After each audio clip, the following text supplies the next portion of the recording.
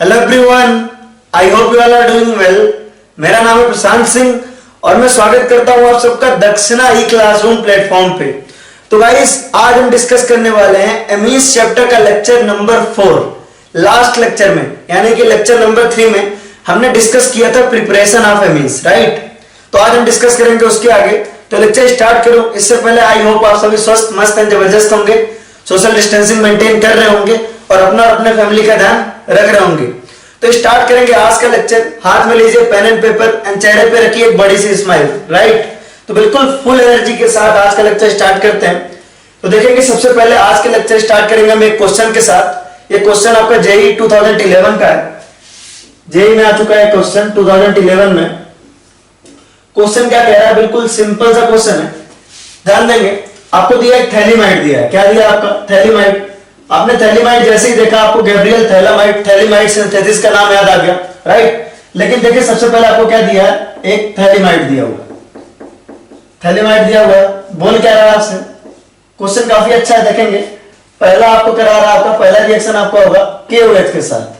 पहला स्टेप आपका रिएक्शन करवाना है KOH के साथ, राइट। और दूसरे स्टेप में रिएक्शन कराना है, आपको दिया है कंपाउंड इस तरह का है।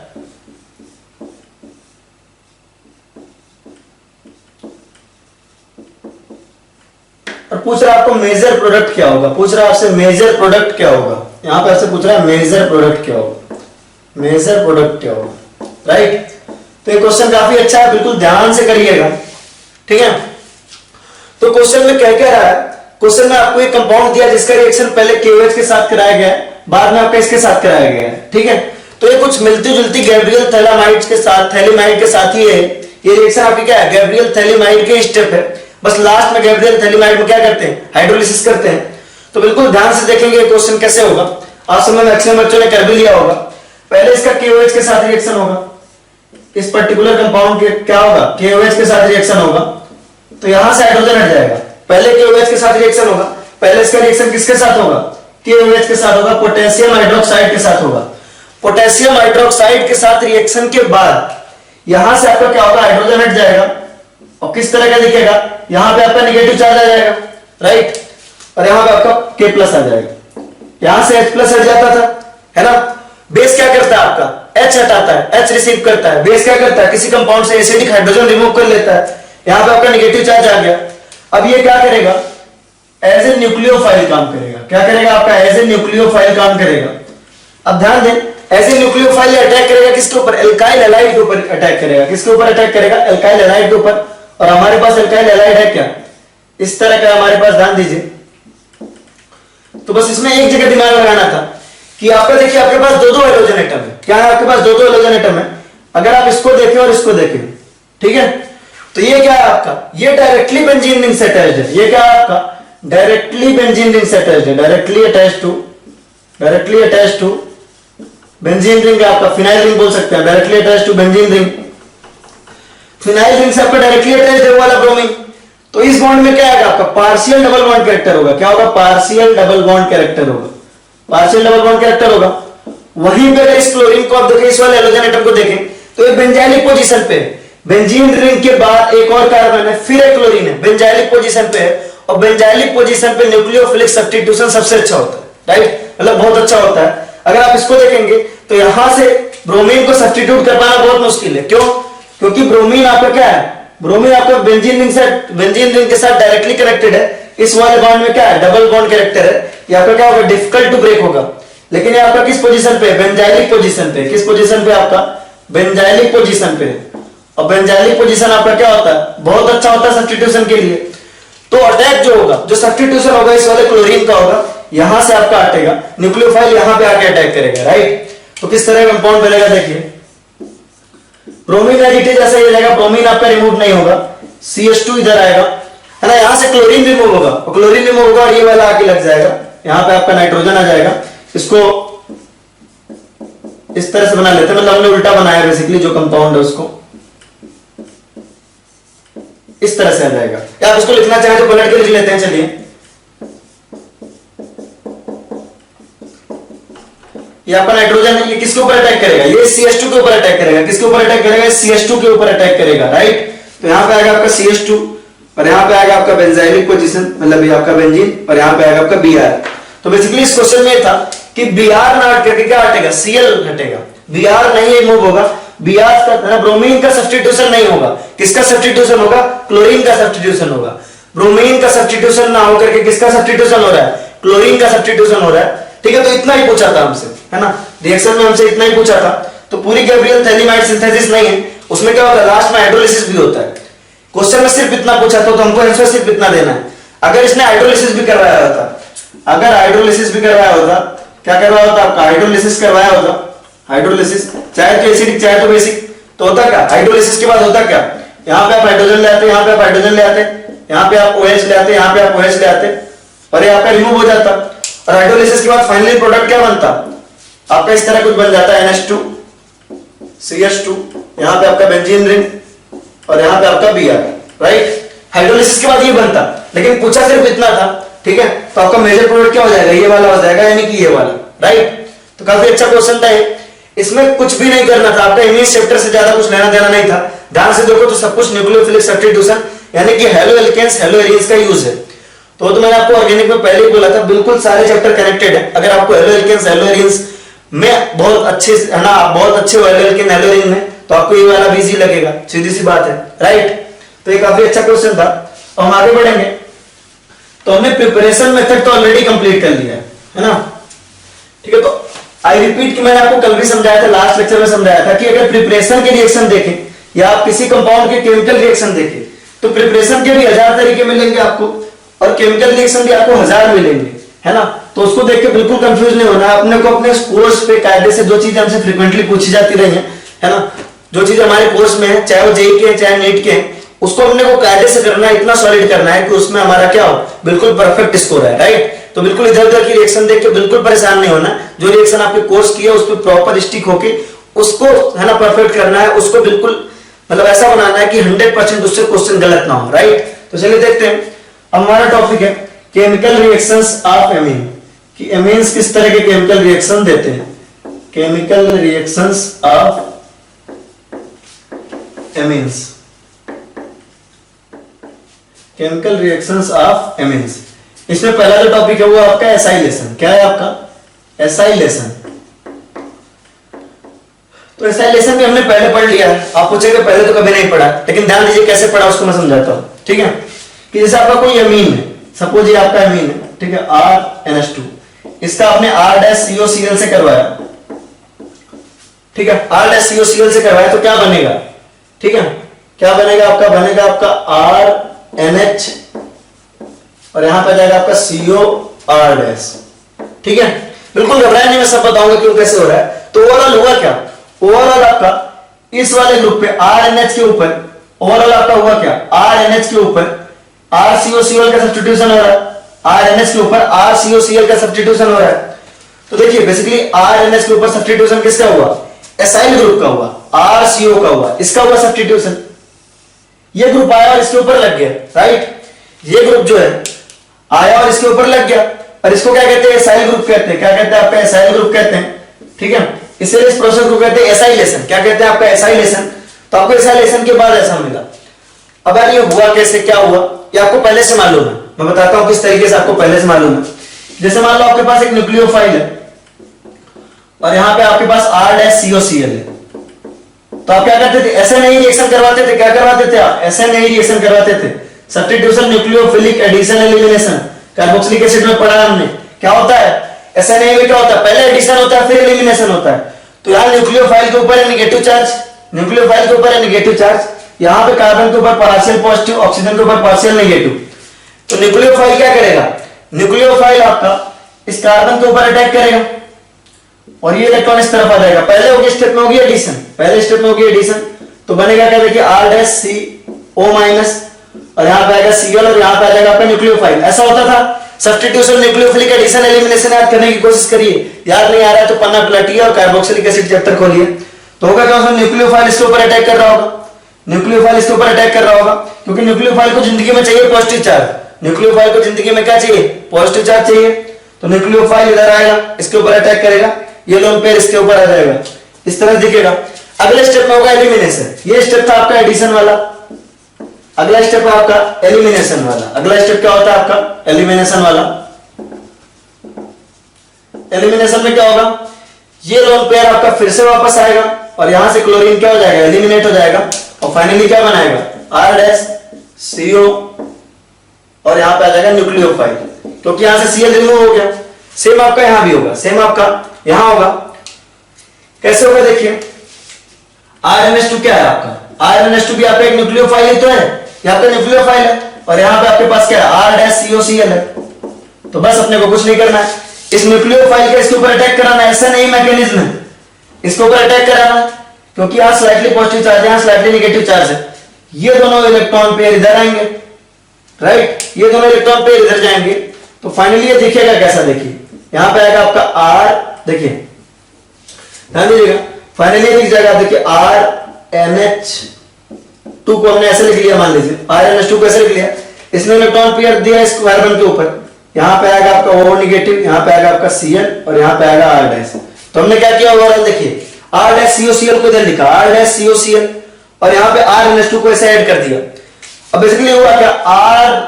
RNH2 ने अपना लोन पेयर के थ्रू एज ए न्यूक्लियोफाइल क्या किया? इसके ऊपर अटैक किया, ये इलेक्ट्रॉन पेयर इधर शिफ्ट हुआ। तो देखो इलेक्ट्रॉन पेयर शिफ्ट होकर इस ऑक्सीजन के ऊपर आ चुका है।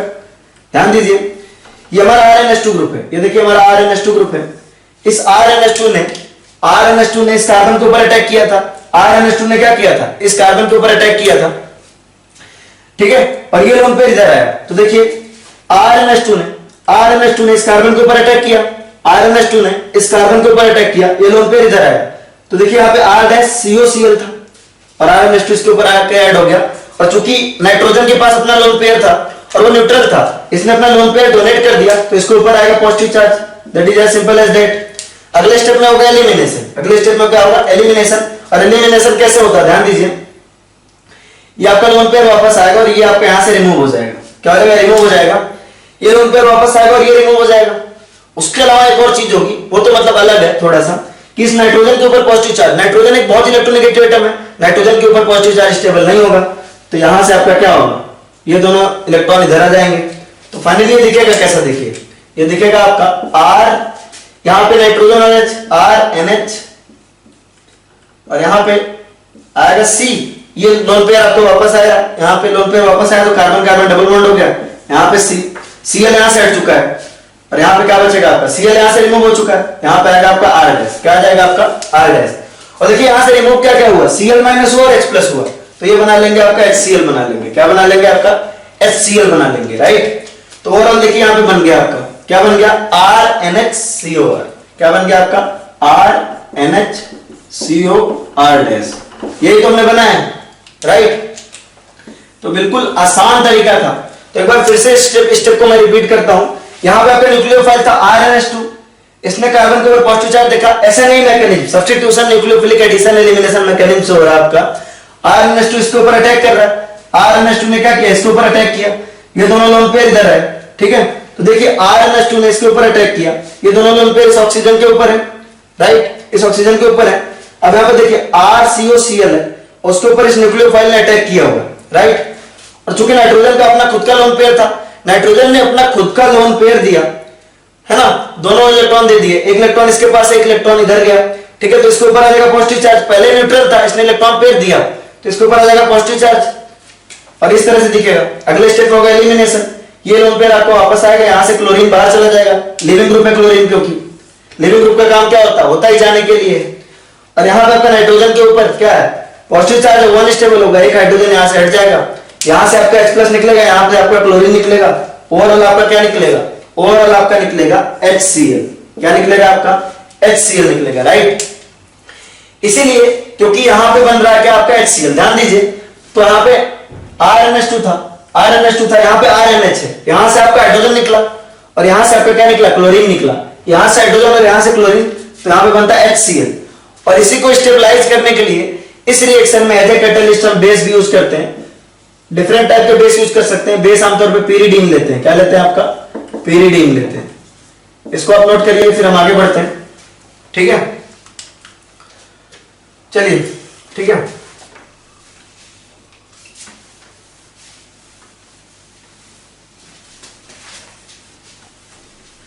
तो ओवरऑल कहने का क्या मतलब है, ओवरऑल कहने का ये मतलब है कि जैसे अगर आपने एक कंपाउंड लिया इस तरह का कुछ, ध्यान दीजिए, अगर आपने कंपाउंड लिया CH3NH2, उसका रिएक्शन कराया आपने CH3COCl के साथ, तो होगा क्या, आपके CH3NH में ये वाला ग्रुप आके ऐड हो जाएगा, एसाइलेशन हो जाएगा, CH3NH में ये वाला ग्रुप आके ऐड हो जाएगा, ऐसा नहीं मैकेनिज्म से, राइट। तो होगा क्या, CH3NH में आके ये वाला ग्रुप ऐड हो जाएगा, इस तरीके से एसाइलेशन हो जाएगा। बिल्कुल सिंपल है, कोई दिक्कत वाली बात नहीं है। एक बार इसका मैकेनिज्म एक बार और देख लेते हैं, बिल्कुल फाइनल करते हैं मैकेनिज्म को। मैकेनिज्म को फिर से रिपीट कर रहा हूं मैं कि यहां पे इसके ऊपर लोन पेयर था, एज ए न्यूक्लियोफाइल इसने इसके ऊपर अटैक किया, तो फाइनली बनेगा कैसा, देखिए यहां पे आएगा आपका CH3NH, CH3NH2 को हमने ऐसे लिख लिया, और यहां नाइट्रोजन के ऊपर आ जाएगा पॉजिटिव चार्ज, क्योंकि नाइट्रोजन अपना लोन पेयर दिया, नाइट्रोजन अपना लोन पेयर दिया किस वाले कार्बन को, इस वाले कार्बन को। ये वाला कार्बन आपका क्या है, इसके ऊपर ऑक्सीजन है, ये लोन पेयर इधर आएगा, राइट। तो ये आपका आएगा यहां पे आएगा Cl और यहां पे आएगा CH3। नेक्स्ट स्टेप में क्या होगा, नेक्स्ट स्टेप में, पहले स्टेप में क्या हुआ, CH3NH2 ने इस वाले कार्बन के ऊपर अटैक किया, इस वाले कार्बन के दोनों इलेक्ट्रॉन इस ऑक्सीजन पे गए। अगले स्टेप में क्या होगा, अगले स्टेप में ये वापस आएगा, ऑक्सीजन वाला लोन पेयर क्या होगा, वापस आएगा, और यहां से क्लोरीन हट जाएगा, ऑक्सीजन वाला लोन पेयर वापस आएगा और क्लोरीन क्या होगा, हट जाएगा, राइट। और चूंकि नाइट्रोजन के ऊपर पॉजिटिव चार्ज है, स्टेबल है, तो ये भी अपना दोनों इलेक्ट्रॉन दे देगा। तो फाइनली ये कैसा दिखेगा, फाइनली दिखेगा CH3NH, CO और CH3, यहां से निकलेगा आपका H+ और Cl-, क्या निकलेगा आपका, तो हो जाएगा आपका HCl निकल जाएगा। इसीलिए एज ए कैटलिस्ट हम क्या यूज करते हैं, बेस यूज करते हैं, यानी pyridine यूज करते हैं, राइट, क्योंकि वो HCl को क्या कर लेगा, स्टेबलाइज कर लेगा। वैसे इतना इंपॉर्टेंट नहीं है वो बेस जो है, कई बार लगाया जाता है, कई बार नहीं लगाया जाता, ठीक है।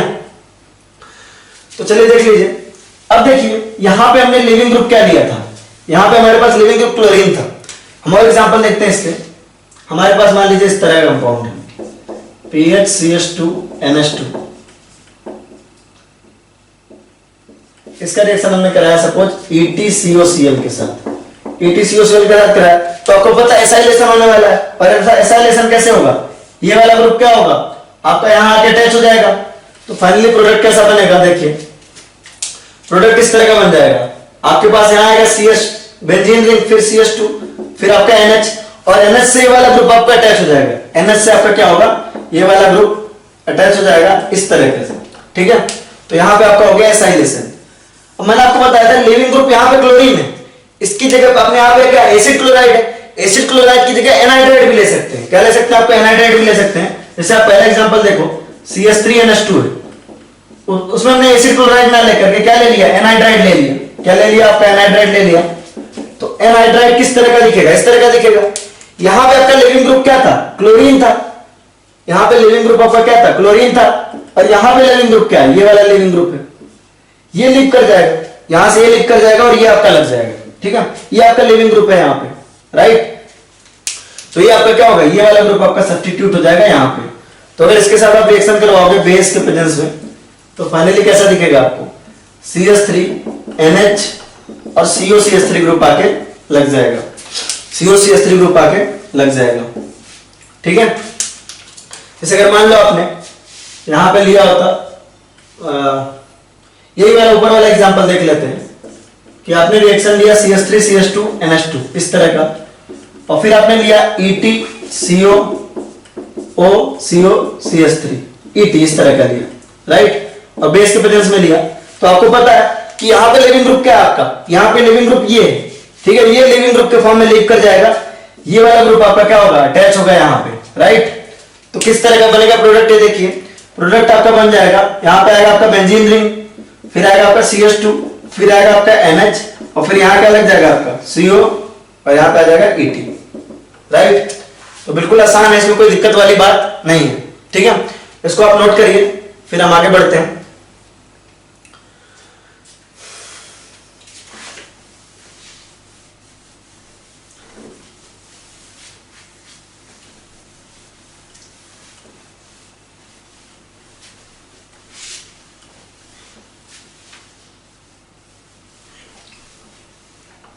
अब जैसे मान लीजिए यहां पे आपके पास NH2 है, राइट, और जो दूसरा कंपाउंड है आपके पास वो आपके पास क्या है, इस तरह का है, ध्यान देंगे, CO और यहाँ पे Cl।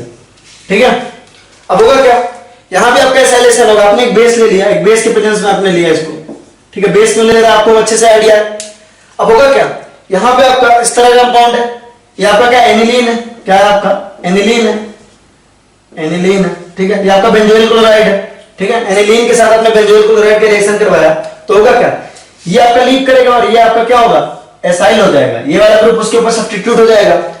बिल्कुल एसाइलेशन वाला एक प्रोसेस है। आपके पास एक एमीन है, आपके पास एक एमीन है और एमीन का रिएक्शन आपने क्या किया है ना, बेंजोइल क्लोराइड से करवाया, तो ये वाला ग्रुप क्या होगा, सब्स्टिट्यूट हो जाएगा, क्या होगा आपका सब्स्टिट्यूट हो जाएगा। तो इस तरीके से दिखेगा, राइट, देखिए NH, यहां पे आएगा आपका CO और यहां पे आएगा आपका इस तरीके से। तो देखिए ओवरऑल हुआ क्या, एसाइलेशन ही तो हुआ, ये वाला ग्रुप आ गया इसके ऊपर लग गया, राइट है ना। तो यहां पे आपका क्या है, ये बेंजोइल ग्रुप है, क्या है आपका बेंजोइल ग्रुप है ना, ये आपका क्या है बेंजोइल ग्रुप है, तो इसीलिए इसे बेंजोइलेशन भी कहते हैं। क्या कहते हैं आपका, बेंजोइलेशन भी कहते हैं।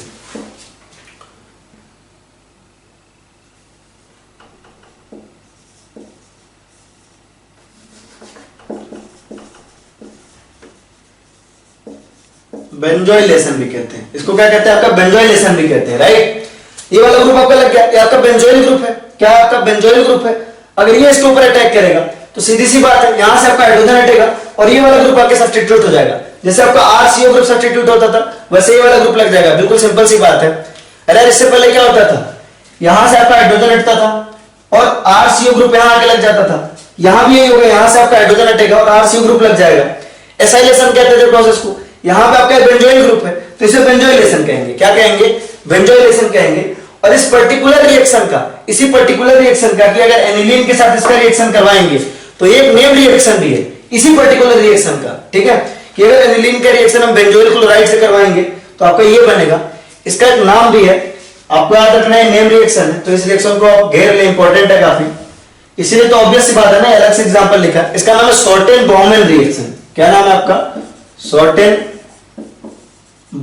रिएक्शन, बाउमैन रिएक्शन याद रखेंगे आप, इंपॉर्टेंट भी है, शॉर्टेन-बाउमैन रिएक्शन। तो बिल्कुल आसान, आपने एनिलीन का रिएक्शन किससे करवाया, बेंजोइल क्लोराइड से करवाया।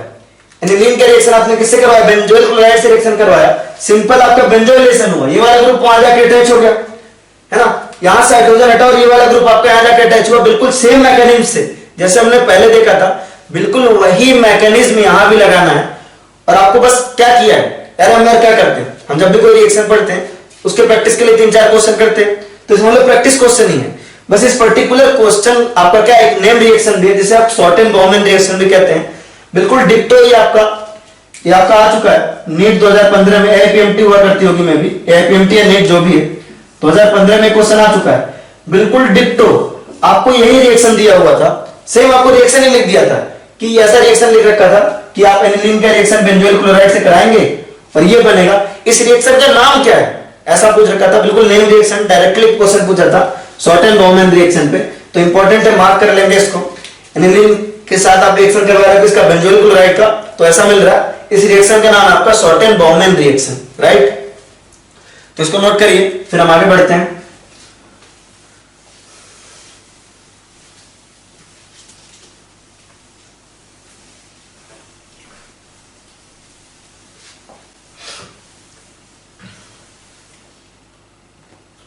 नेक्स्ट है आपका electrophilic substitution reaction. Electrophilic substitution reaction है, कैसे देंगे, एनिलीन जो होते हैं, बहुत ऑब्वियस है, बहुत सिंपल है कि फिनॉल की तरह ये भी होते हैं, किसकी तरह होते हैं, फिनॉल की तरह होते हैं, बस थोड़ा थोड़ा अंतर होता है, ध्यान देंगे। फिनॉल में भी यहाँ क्या होता था, फिनॉल में यहाँ OH होता था, फिनॉल किस तरह दिखते थे, आप ध्यान दो तो, फिनॉल आपका इस तरह का था और यहाँ क्या था, OH था, बस थोड़ा थोड़ा अंतर है, डोनर एटम अलग है, राइट, यहाँ नाइट्रोजन यहाँ ऑक्सीजन था, ये भी आपका लोन पेयर था, यहाँ भी आपके पास लोन पेयर है, तो फिनॉल से मिलता जुलता है, कुछ बिल्कुल सेम नहीं है, क्योंकि ऑब्वियस सी बात है, अगर आप बेसिक कैरेक्टर देखोगे तो इसका बेसिक कैरेक्टर ज्यादा है, क्योंकि यहाँ डोनर एटम क्या है, नाइट्रोजन है, और नाइट्रोजन ऑक्सीजन के कंपैरिजन में लेस इलेक्ट्रोनेगेटिव होता है, राइट। और अगर लेस इलेक्ट्रोनेगेटिव है, अगर आप इन दोनों ग्रुप को कंपेयर करो तो मिलते जुलते ग्रुप्स है, राइट। ऑक्सीजन भी आपका एक इलेक्ट्रोनेगेटिव ग्रुप है, नाइट्रोजन भी आपका एक इलेक्ट्रोनेगेटिव ग्रुप है ना, ये भी आपका प्लस एम ग्रुप है, ये भी आपका प्लस एम ग्रुप है, ये भी आपके रिंग की इलेक्ट्रॉन डेंसिटी बढ़ाएगा और ये भी आपके रिंग की इलेक्ट्रॉन डेंसिटी बढ़ाएगा, लेकिन दोनों में थोड़े बहुत डिफरेंसेस भी हैं। लाइक ये वाला आपका अच्छा बेस है, क्यों? क्योंकि यहाँ डोनर एटम नाइट्रोजन है और नाइट्रोजन लेस इलेक्ट्रोनेगेटिव होता है, तो वहां से लोन पेयर डोनेशन क्या हो जाता है, इजी हो जाता है। खैर ये तो ऐसे ही बता रहा था, इसका कुछ खास लेना देना नहीं है। तो ध्यान रखें, अगर आप NH2 को देख रहे हैं तो ये किस तरह का ग्रुप है आपका? प्लस एम ग्रुप है। क्या है आपका? प्लस एम ग्रुप है। और प्लस एम ग्रुप क्या करते हैं? रिंग की इलेक्ट्रॉन डेंसिटी बढ़ाते हैं। प्लस एम ग्रुप क्या करते हैं? Increase the electron density of ring, increase the electron density, increase the electron density of the ring.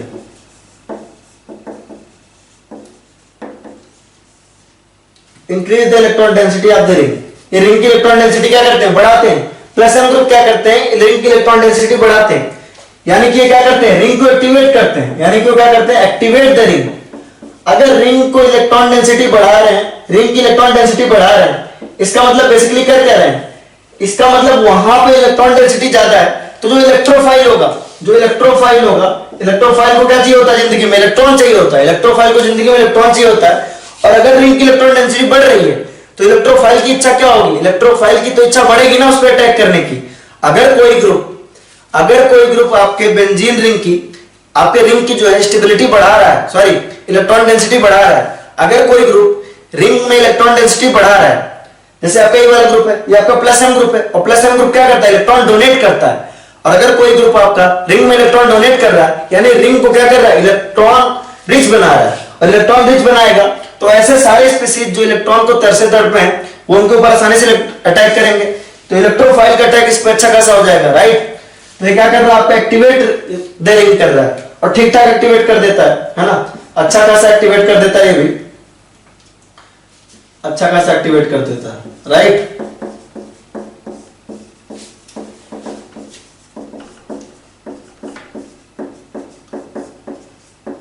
Plus M group है, रिंग में है ना, ज्यादा इलेक्ट्रॉन डेंसिटी कहां बढ़ाएगा? ऑर्थो एंड पैरा पे बढ़ाएगा। तो प्लस एम ग्रुप वाले क्या होते हैं? आपके ऑर्थो पैरा डायरेक्टिंग होते हैं। क्या होते हैं? आपका ऑर्थो पैरा डायरेक्टिंग होते हैं। तो ये ग्रुप क्या है? आपका ऑर्थो पैरा डायरेक्टिंग है, ऑर्थो पैरा डायरेक्टिंग। ठीक है, ये क्या आपका ऑर्थो पैरा डायरेक्टिंग? ठीक है, तो ये चीजें बिल्कुल बेसिक है जो हमें पता होना चाहिए। तो इस पे जो हम पहले रिएक्शन पढ़ने वाले हैं वो पढ़ने वाले हैं अपना हेलोजिनेशन। क्या पढ़ने वाले हैं? आपका हेलोजिनेशन। तो क्या आप इनकी हेलोजिनेशन करवाओगे? अगर आप है ना, अगर आप एनिलियंस का हेलोजिनेशन करवाओगे तो बिल्कुल उन्हीं की तरह होगा, बिल्कुल फिनॉल की तरह ही होगा। कैसे होगा? क्योंकि रिंग अच्छी खासी एक्टिवेट हो चुकी है, रिंग अच्छी खासी एक्टिवेट हो चुकी है। तो अगर आपने हेलोजिनेशन करवाया ब्रोमीन वाटर के साथ, आपने सॉल्वेंट क्या लिया है? पोलर लिया है।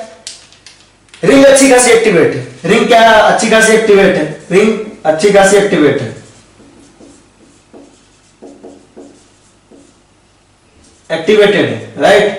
रिंग अच्छी खासी क्या एक्टिवेटेड है। और आपने लिया भी ब्रोमीन किसमें? पोलर सॉल्वेंट में लिया है। किसमें लिया आपने? पोलर सॉल्वेंट में लिया।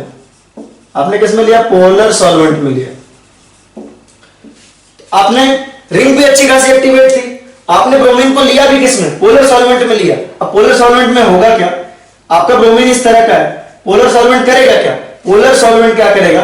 ब्रोमीन में जो डाइपोल मोमेंट है वो अच्छा खासा इंड्यूस करेगा। अगर आपका ब्रोमीन जो है पोलर सॉल्वेंट में पड़ा हुआ है, ब्रोमीन क्या है आपका? पोलर सॉल्वेंट में पड़ा हुआ है, तो इससे होगा क्या?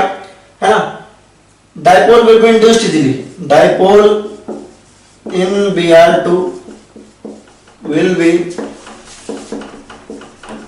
Induced easily. ठीक है, तो बेसिकली आपने किया क्या? पहली बात तो एनिलीन था आपके पास, एनिलीन में आपका जो है रिंग जो है अच्छी खासी ऑलरेडी एक्टिवेटेड थी।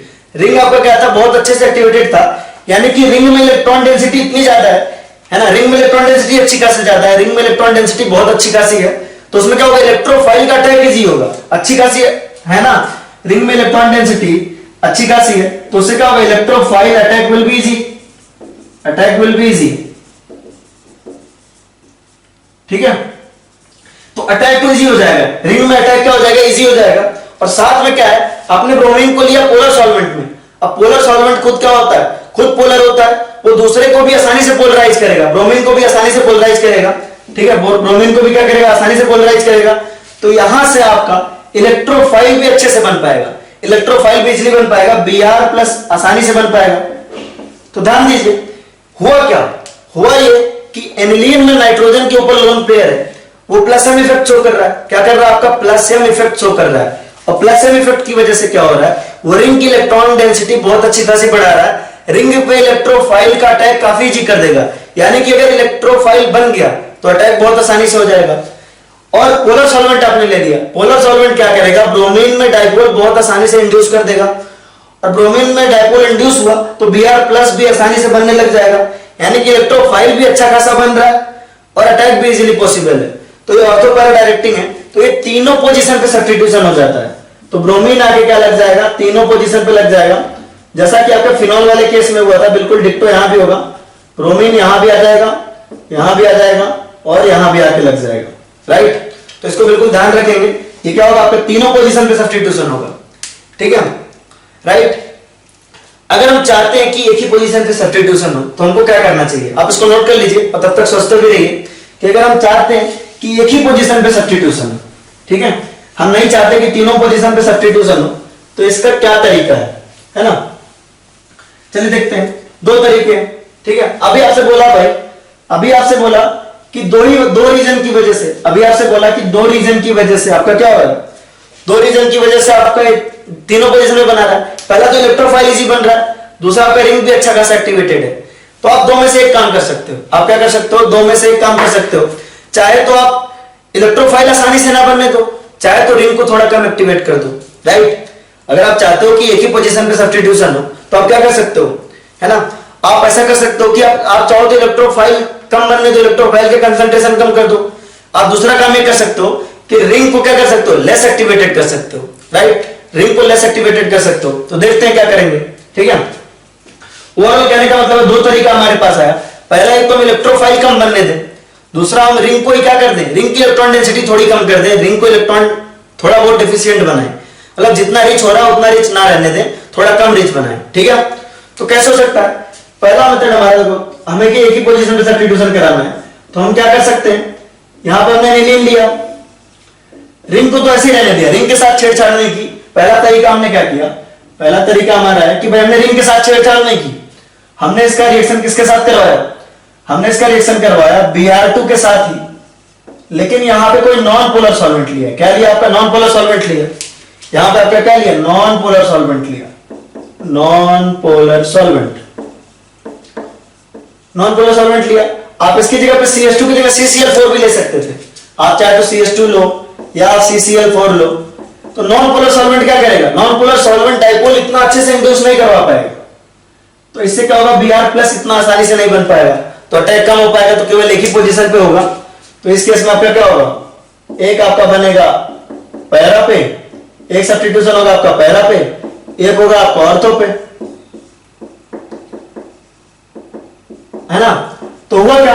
आपने रिंग को तो एक्टिवेटेड रहने दिया, लेकिन इस बार आपने ब्रोमीन को कहां लिया? आपने लिया ब्रोमीन को नॉन पोलर सॉल्वेंट में। तो नॉन पोलर सॉल्वेंट में लेने की वजह से क्या हुआ? इतना अच्छे से वो नहीं बना पाएगा, है ना, इतना अच्छे से इलेक्ट्रोफाइल नहीं बन पाएगा। अगर इलेक्ट्रोफाइल इतना अच्छे से नहीं बन पाएगा तो केवल एक ही पोजीशन पे सब्स्टिट्यूशन होगा, और आपका होगा कहां पे? पैरा पे और ऑर्थो पे, और para will be major, para will be major. दूसरा तरीका ये है, दूसरा तरीका है कि हम रिंग को ही कम एक्टिवेटेड कर दें, तो भी तो काम हो जाएगा। तो ध्यान देते हैं, देखो इसको हम कहते हैं प्रोटेक्शन ऑफ रिंग। क्या कहते हैं? आपका प्रोटेक्शन ऑफ रिंग। और इंपॉर्टेंट है, बोर्ड वगैरह में पूछा जाता है, तो ध्यान देंगे protection of ring, protection of ring. दूसरा तरीका हमारा प्रोटेक्शन ऑफ रिंग। पहला तो ये हो गया हमारा, ठीक है। दूसरा हमारा प्रोटेक्शन ऑफ रिंग, कि रिंग को हम क्या कर दें? लेस एक्टिवेटेड कर दें। तो कैसे होगा? ध्यान देंगे, हमारे पास एनिलीन है, ठीक है। हमने इसका क्या करा दिया? हमने इसका एसाइलेशन करवा दिया। क्या करवा दिया? हमने इसका एसाइलेशन करवा दिया। हमने रिएक्शन करवाया इसका एसिटिक एनहाइड्राइड के साथ।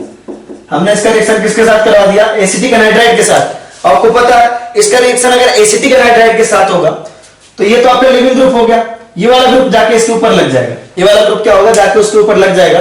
तो फाइनली दिखेगा कैसा? देखिए यहां पे ये ऐसा आएगा, यहां पे आपका NH और यहां पे आएगा आपका COCH3।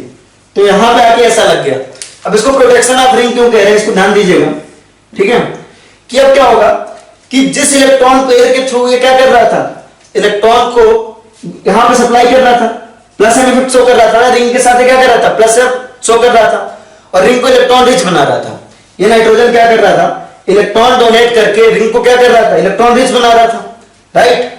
ये इलेक्ट्रॉन पेयर आपका क्या कर रहा था, यहां से इलेक्ट्रॉन दे करके रिंग को क्या कर रहा था, इलेक्ट्रॉन रिच बना रहा था। लेकिन अब क्या हुआ, अब हमने इधर भी एक ऐसा ग्रुप लगा दिया, इधर हमारे पास एक माइनस एन ग्रुप है। क्या आपका माइनस एन ग्रुप है जो इससे इलेक्ट्रॉन लेगा, अब इसके साथ भी कंजुगेशन में आ गया। तो ओवरऑल ग्रुप लगाने से क्या हुआ, आप इसको नोट करिए, फिर मैं इसको साफ सुथरा थोड़ा लिखता हूं। ओवरऑल ग्रुप लगाने से हुआ क्या, ओवरऑल ग्रुप लगाने से हुआ कि नाइट्रोजन का जो लोन पेयर था ना उसको हमने बिजी कर लिया, है ना। नाइट्रोजन का जो लोन पेयर था उसको हमने क्या कर लिया, बिजी कर लिया। इस तरीके से कर लिया कि आपका ये लोन पेयर अब इधर भी मूव करेगा और इधर भी मूव करेगा, राइट। और ज्यादा इधर करेगा क्योंकि इधर CO है और ये माइनस है, ठीक है। तो अब ये इलेक्ट्रॉन रिंग में ज्यादा नहीं जा रहा है, तो रिंग कंपैरेटिव है ना, क्या हुआ, रिंग जो है आपकी क्या हुई, रिंग कंपैरेटिवली क्या हुई, ring comparatively less electron rich बची हुई है, लेस इलेक्ट्रॉन रिच बची हुई है। अब रिंग क्या होगी आपकी, comparatively less electron rich, right. यहां पे आपका more electron rich, more electron rich ring. यहां पे रिंग क्या है आपका, रिंग आपका मोर इलेक्ट्रॉन रिच है, राइट। क्योंकि नाइट्रोजन यहां पे क्या कर रहा है, इलेक्ट्रॉन डायरेक्टली दे रहा है। यहां पे आपका रिंग क्या है, कंपैरेटिवली लेस है। क्यों, क्योंकि अब ये लोन पेयर इधर भी मूव करेगा और इससे फायदा ये मिलेगा कि आप चाहे तो केवल एक ही पोजीशन पे सब्स्टिट्यूशन कराओ, ठीक है। तो ये होगा आपका प्रोटेक्शन ऑफ रिंग। इसको आप नोट करो, फिर हम देखते हैं इसको आगे। तो अगर आपने इसको नोट कर लिया हो तो देखिए,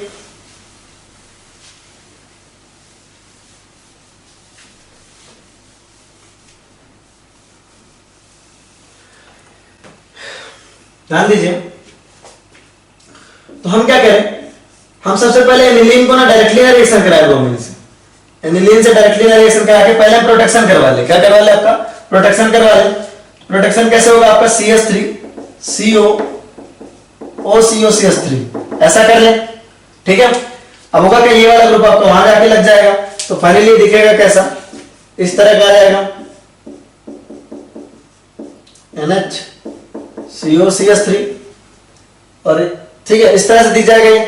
अब इसका हेलोजिनेशन करवाएं, अब इसका क्या करें, हेलोजिनेशन करवाएं, हेलोजिनेशन करवाएं। तो जो हेलोजन एटम होगा अब इसके पैरा और ऑर्थो पोजीशन पे आएगा, और मेजर कहां आएगा, मेजर आएगा आपका पैरा पोजीशन पे आएगा, मेजर कहां आएगा आपका पैरा पोजीशन पे आएगा। क्यों, क्योंकि अब रिंग इतनी एक्टिवेटेड रही नहीं कि तीनों पोजीशन पे है। तो हेलोजन एटम कहां आ जाएगा आपका, ब्रोमीन यहां आ जाएगा, आपका ब्रोमीन कहां आ जाएगा, यहां पे आ जाएगा, ब्रोमीन आ गया यहां पे, राइट। अब क्या करना है, हमको फिर से एनिलीन चाहिए तो इसको हाइड्रोलिसिस कर देंगे। तो प्रोटेक्शन के बाद दोबारा रिकवरी के लिए, क्योंकि हमको ये तो चाहिए नहीं था, हमको एनिलीन ही चाहिए ना, हमको यही वाला ग्रुप चाहिए था, इस वाले ग्रुप पे ही पैरा पोजीशन पे हमको ब्रोमीन चाहिए था, इसी ग्रुप के पैरा पोजीशन पे अपने को क्या चाहिए था, इस ग्रुप के पैरा पोजीशन पे अपने को ब्रोमीन चाहिए था। लेकिन अभी तो हमें कुछ और मिला है, तो उससे क्या दिक्कत है ना। प्रोटेक्शन कराने के बाद जब भी हमको प्रोटेक्शन हटाना होता है तो हम क्या करते हैं, यहाँ हाइड्रोलिसिस करवा लेते हैं। क्या करते हैं, हाइड्रोलिसिस करवा लेते हैं, H3O+। तो हाइड्रोलिसिस से क्या होगा, आपको यहाँ पे H+ मिलेगा और यहाँ पे आपको OH- मिलेगा, राइट। हाइड्रोलिसिस होगी और यहाँ से एनिलीन मिल जाएगा, राइट। ये आपका हट जाएगा और एनिलीन मिल जाएगा और यहाँ पे आ जाएगा आपका ब्रोमीन, राइट। तो ये काफी इंपॉर्टेंट है, इसको ध्यान रखेंगे, बोर्ड में आता है ना, जेई वगैरह में इससे तो क्वेश्चन कम ही आए हैं, राइट। लेकिन बोर्ड वगैरह में आता है तो थोड़ा ध्यान से पढ़िएगा, ठीक है। चलिए, ये हो गया हमारा। अब नेक्स्ट हम देखने जा रहे हैं नाइट्रेशन। हेलोजिनेशन हो गया हमारा, और नेक्स्ट देखने जा रहे हैं नाइट्रेशन। नाइट्रेशन कैसे होगा, नाइट्रेशन के साथ अलग पंगा है। नाइट्रेशन के साथ क्या पंगा है, चलिए बात करते हैं। नाइट्रेशन के साथ पंगा ये है, ध्यान देंगे, पहले बता दो रिजल्ट क्या है। कि अगर आप एनिलीन का नाइट्रेशन करवाते हैं,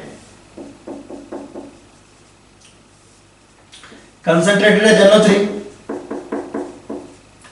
कंसंट्रेटेड H2SO4, तो होता क्या है, अगर आप इनका नाइट्रेशन करवाते हैं तो होता क्या है, आपका तीनों जगह प्रोडक्ट मिलता है।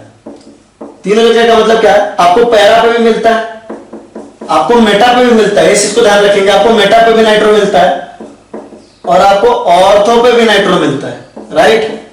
कहां कहां मिलता है, ध्यान देंगे,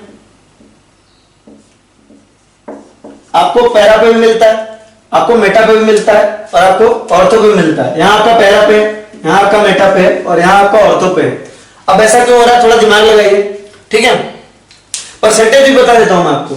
ये मिलता है आपका 51%, ठीक है, और ये मिलता है आपका 47%। थोड़ा बहुत ध्यान में रखिएगा, परसेंटेज ध्यान में रखिएगा। 2% ये मिलता है आपको 2%। अब देखो ये एनिलीन तो खुद क्या है, एनिलीन खुद क्या है, ऑर्थो पैरा डायरेक्टिंग। क्या है आपका, ortho para directing, ortho para directing.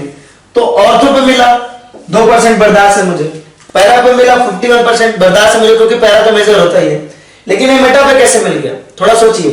वैसे सोचने के बाद मैं आपको लॉजिक भी बताऊंगा ऐसा क्यों हो रहा है। देखो लॉजिक तो हम लगभग सबके देते हैं, लेकिन आई रिक्वेस्ट यू कि आपको भी पता है कि लॉजिक तो होता ही है, लेकिन साथ में हमको चीजों को याद भी रखना जरूरी है, तो इसको आप याद रखिएगा, राइट। चलिए तो बताइए क्यों मेटा पे मिल रहा है। थोड़ा बहुत मैं आपको बता देता हूं, थोड़ा बहुत सोचने की कोशिश करिए। मैं आपको हिंट देता हूं कि ये आपका एसिड और ये आपका बेस है। अब सोचने की कोशिश करिए क्यों मेटा पे मिल रहा है। देखिए ऑर्थो पैरा पे मिल रहा है, जो कि दिक्कत, ऑर्थो पैरा डायरेक्टिंग है तो हमको है ना, पैरा पे मिल रहा है ओके, ऑर्थो पे मिल रहा है ओके, मेटा पे क्यों मिल रहा है। क्वेश्चन तो हमारा यही है ना कि मेटा वाला हमको क्यों मिल रहा है, मेटा वाला क्यों मिल रहा है, यही तो हमारा सवाल है।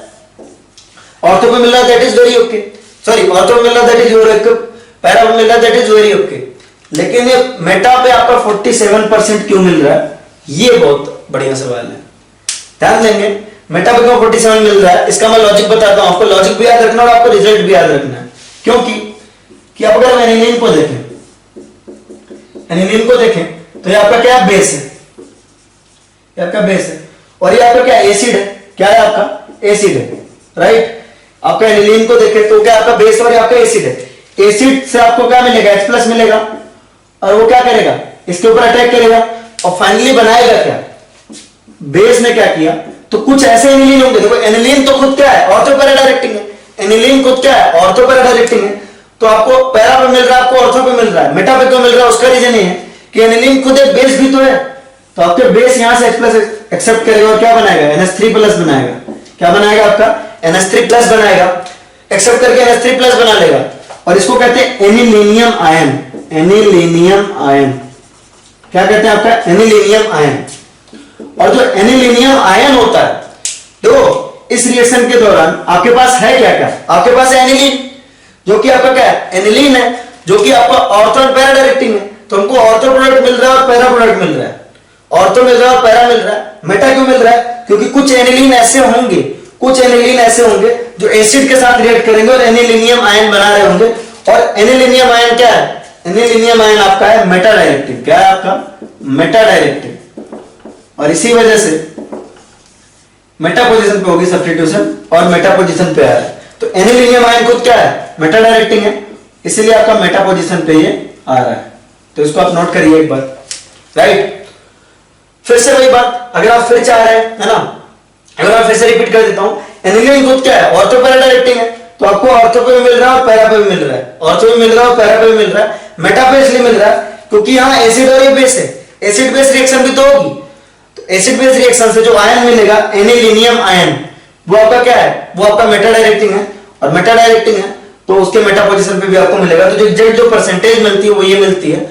आपको लॉजिक तो याद रखना ही है, साथ में आपको रिजल्ट भी याद रखना है, राइट। चलिए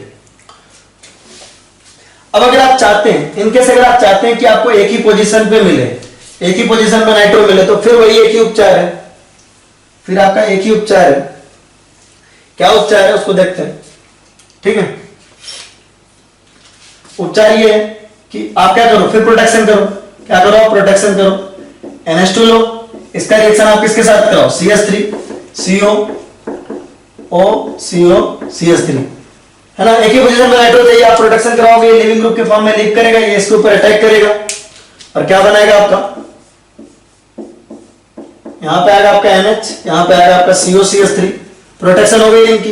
अब आपने नाइट्रेशन करवाया, आपने क्या कराया, नाइट्रेशन करवाया, तो आपको प्रोडक्ट कहां मिलेगा, अब आपको मिल जाएगा पैरा पे। कहां मिल जाएगा आपको, पैरा मेजर मिल जाएगा।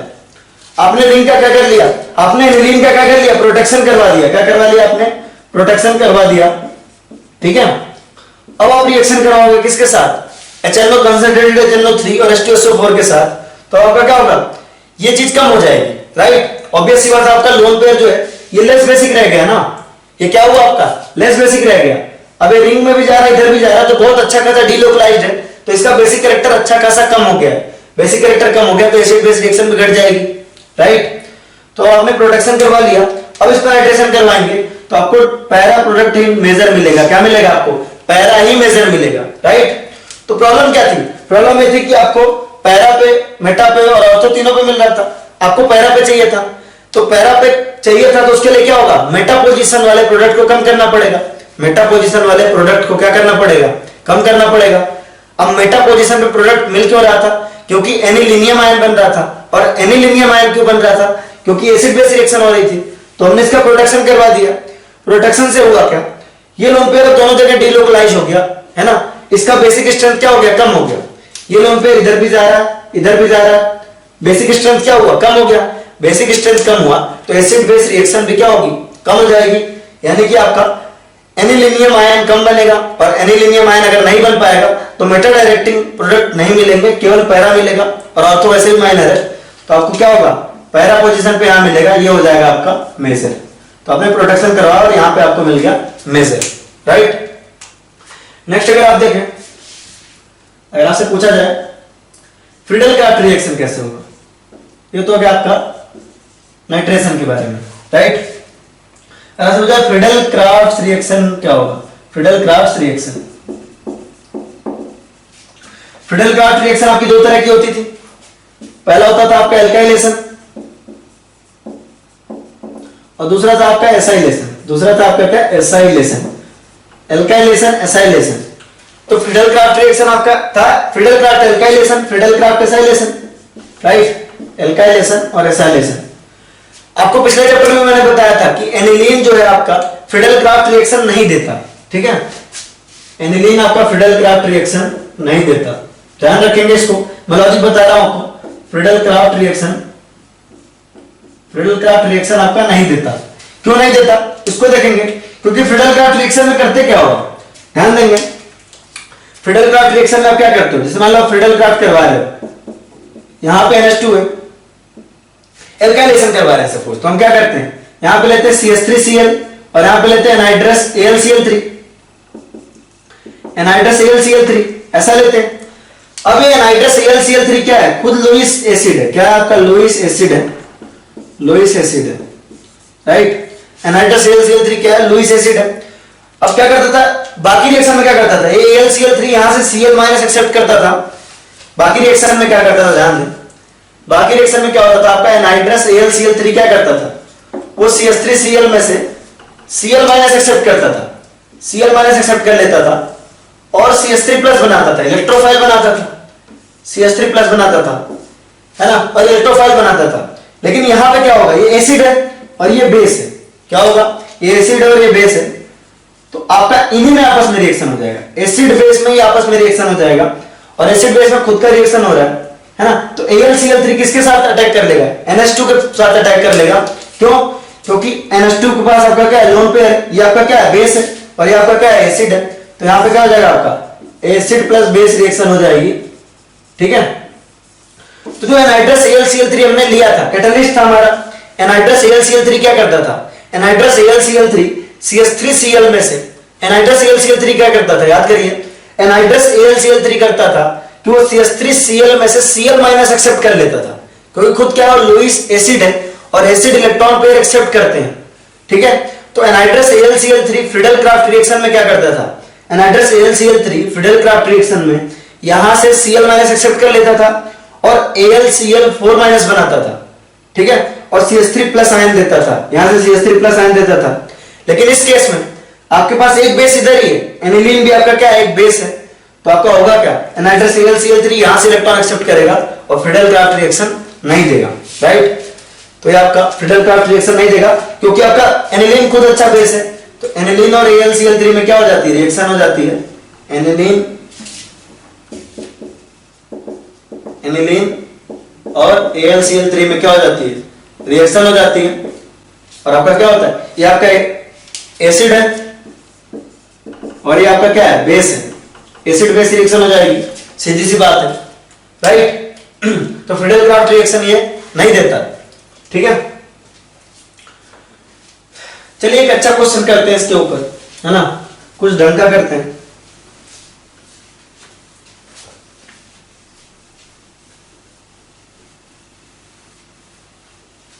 जैसे मान लो हमारे पास एक बना रिंग है इस तरह का,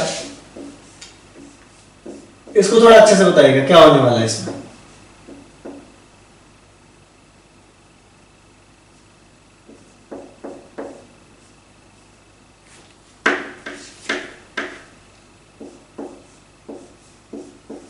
चलिए तो इसको कायदे से बताइए कि अगर इसके साथ हम इलेक्ट्रोफाइल का सब्स्टिट्यूशन कराएं, अगर हमने E प्लस लगाया, इलेक्ट्रोफिलिक सब्स्टिट्यूशन कराना चाह रहे हैं, तो इलेक्ट्रोफाइल कहां अटैक करेगा, किस रिंग पे अटैक करेगा और किस पोजीशन पे करेगा एग्जैक्टली।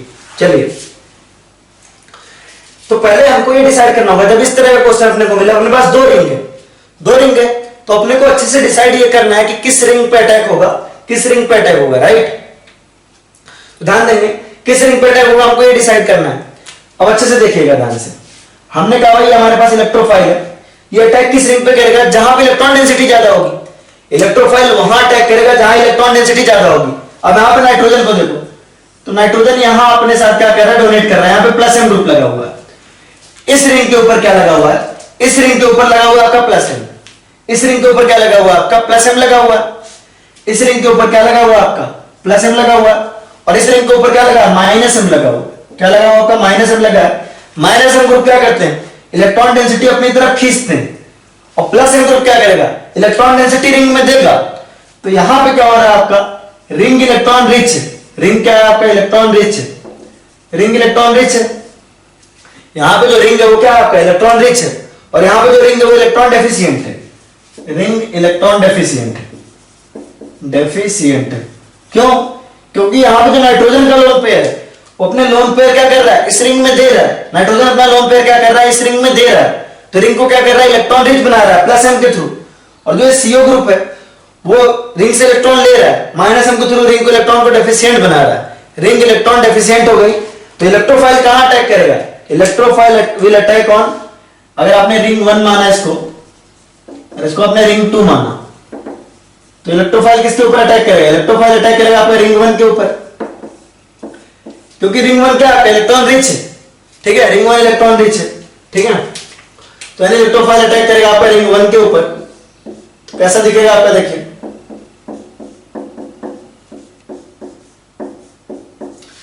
रिंग 1 के ऊपर कर रहा है। और ऑल्सो अगर आप देखें यहाँ पे नाइट्रोजन ग्रुप लगा हुआ है ना, NH2 एनिलीन वाला ग्रुप है, और एनिलीन वाला ग्रुप क्या होता है आपका ऑर्थो पैरा डायरेक्टिंग होता है, तो आगे कहां लगेगा, पैरा पोजीशन पे लगेगा, तो इलेक्ट्रोफाइल आके यहां लग जाएगा, राइट। जैसे कि आप सल्फोनेशन करवा रहे हो, मान लीजिए आपने सल्फोनेशन करवाया H2SO4 से करवा रहे हो, तो सल्फोनेशन किस पोजीशन पे होगी, सल्फोनेशन होगी आपकी SO3H यहां पे, और यहां पे आएगा आपका NH, यहां पे आएगा CO, यहां पे आएगा आपका CH3। अब अगर आप चाहते हैं कि इसको एनिलीन में कन्वर्ट कर लो, इसको हटा ले, तो प्रोटेक्शन को हटाने का आपको मैंने तरीका बताया था। प्रोटेक्शन को हटाने का क्या तरीका है कि आप क्या करिए, इसका हाइड्रोलिसिस करवा दीजिए, क्या करिए आप हाइड्रोलिसिस करवा दीजिए, यहां पे आएगा H+ और यहां पे आएगा OH-, हाइड्रोलिसिस करवाइए, ये आपका इधर कन्वर्ट हो जाएगा, ये आपका इधर कन्वर्ट हो जाएगा, तो फाइनली ये किसमें कन्वर्ट हो जाएगा, आपका इस तरह से कन्वर्ट हो जाएगा, राइट। पहला पोजीशन पे हो गया सल्फोनेशन आपका, राइट। चलिए इसको नोट करिए।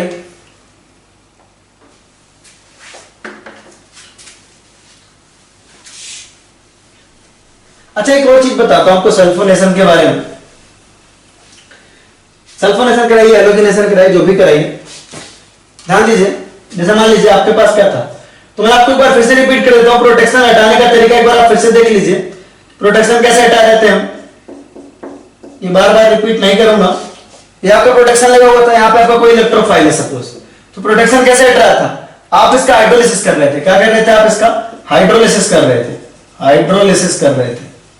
हाइड्रोलिसिस करोगे यहाँ पे आएगा आपका H+ और यहाँ पे आएगा आपका OH-, ये इस तरफ हट जाएगा, तो ये आपका प्रोटेक्शन हटाने का तरीका होता था, राइट।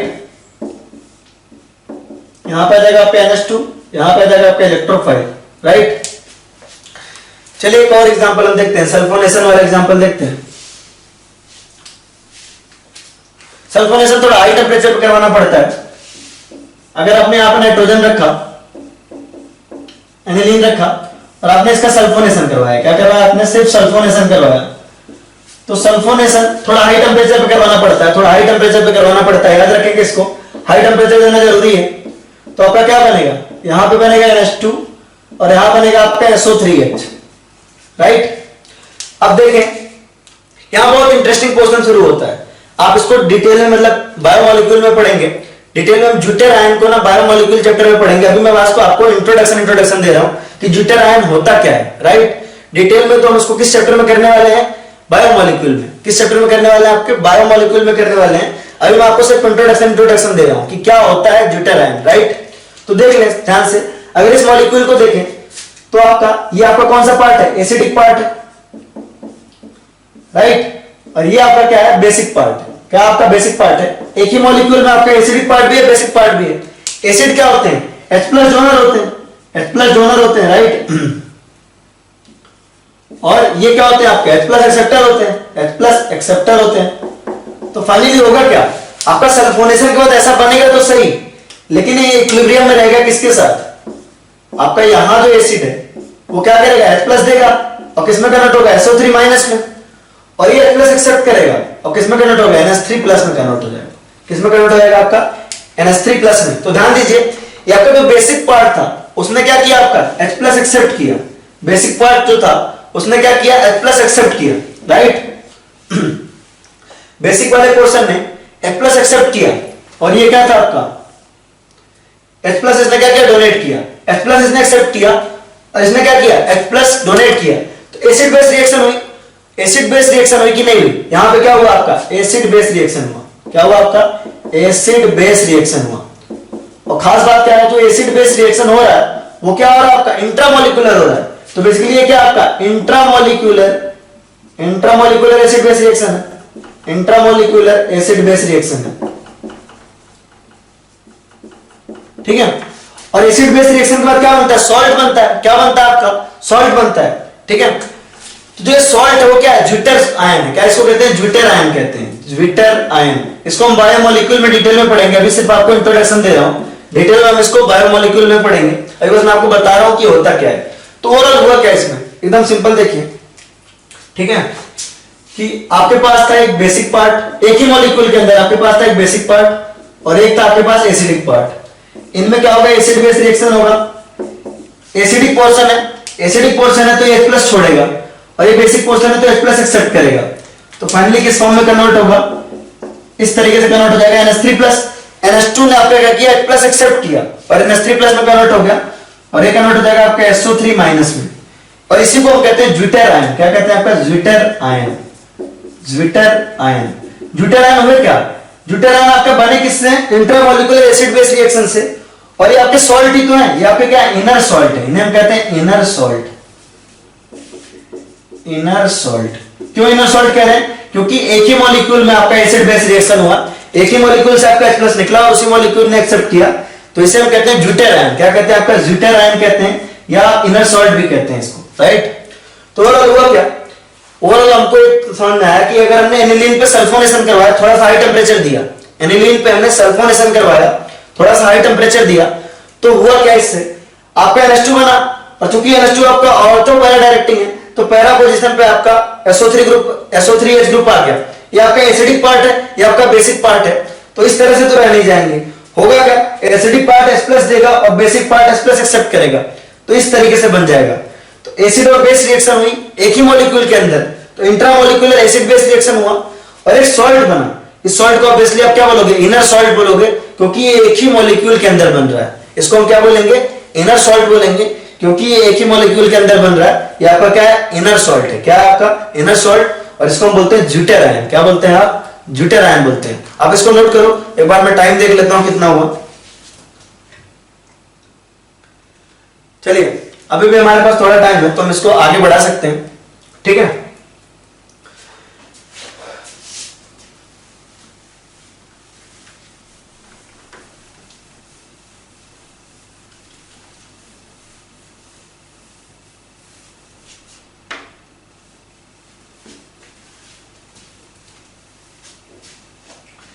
तो ये हो गया हमारा, ठीक है। अब हम देखेंगे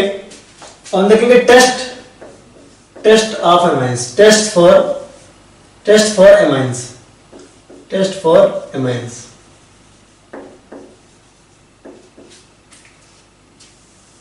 ठीक है, test for amines, amines, amines के लिए टेस्ट क्या है, ठीक है, तो इसके लिए ध्यान देंगे। एमाइंस के लिए मेनली 3 टेस्ट पढ़ेंगे। एमाइंस के लिए हम कितने टेस्ट पढ़ेंगे? 3 टेस्ट पढ़ेंगे, पहला, दूसरा, तीसरा। पहला टेस्ट होगा आपका हिंसबर्ग टेस्ट। क्या होगा आपका? हिंसबर्ग टेस्ट, हिंसबर्ग टेस्ट होगा पहला। दूसरा होगा आपका हॉफमैन मस्टर्ड ऑयल टेस्ट। क्या होगा आपका? Hofmann mustard oil test, mustard oil test.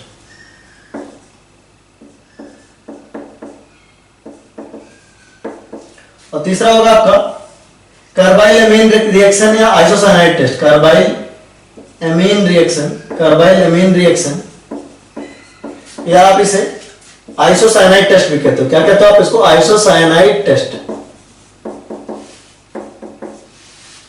Carbylamine reaction है, आप इसको कहते हो आइसोसाइनाइड टेस्ट। क्या कहते हो आप इसको? Isocyanide test. Hinsberg test, Hofmann mustard oil test और कार्बाइल एमीन रिएक्शन है आइसोसाइनाइड टेस्ट।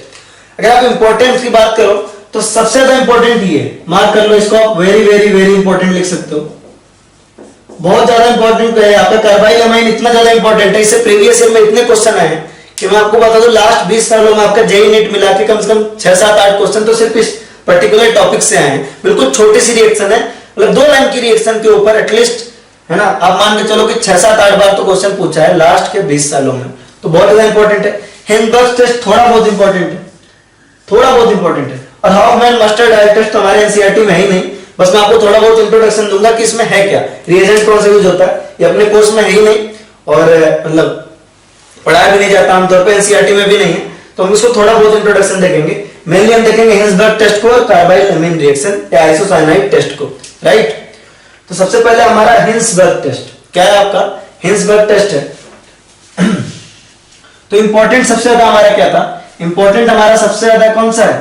सबसे ज्यादा इंपॉर्टेंट हमारे लिए है carbylamine reaction, carbylamine reaction या isocyanide test. Carbylamine reaction या आपका आइसोसाइनाइड टेस्ट सबसे ज्यादा important, most important reaction, carbylamine reaction या isocyanide test. Carbylamine reaction या आइसोसाइनाइड टेस्ट आपका सबसे ज्यादा इंपॉर्टेंट है। फिर आपका हिंसबर्ग और हॉफमैन मस्टर्ड ऑयल रिएक्शन इतना ज्यादा तो इंपॉर्टेंट नहीं है।